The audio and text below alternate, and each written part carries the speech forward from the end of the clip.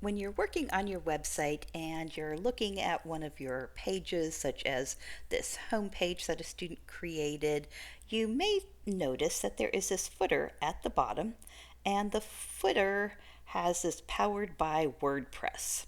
And you don't want it there because we're customizing our websites. We don't need to have anything like that on it. So let's learn how to get rid of it. All right, we're going to go back to our dashboard. And when we get to the dashboard, we're going to use a plugin to get rid of that. So for most of you, you're going to say add new plugin. And you're going to type in remove powered by WordPress.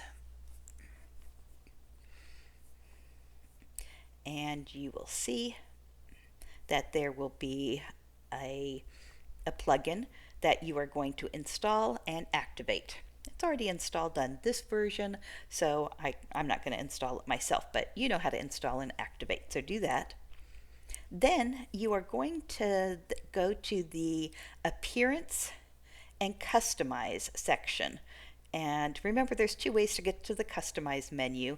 One is in the dashboard, going to Appearance and Customize. The other way you could get here is if you're on this page and you click, if you're on one of your pages and you click Customize at the top, they'll take you to the exact same place.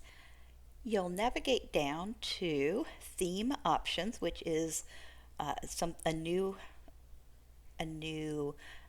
item here that came when we added that plugin, Remove Powered by WordPress. We're going to click here. We're going to say Publish.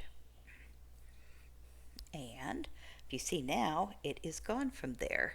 And I'm going to X out of this Customize so we can see the web page on its own, and it's still gone. So that's really easy, but it's an important way to customize your website so it doesn't look amateur.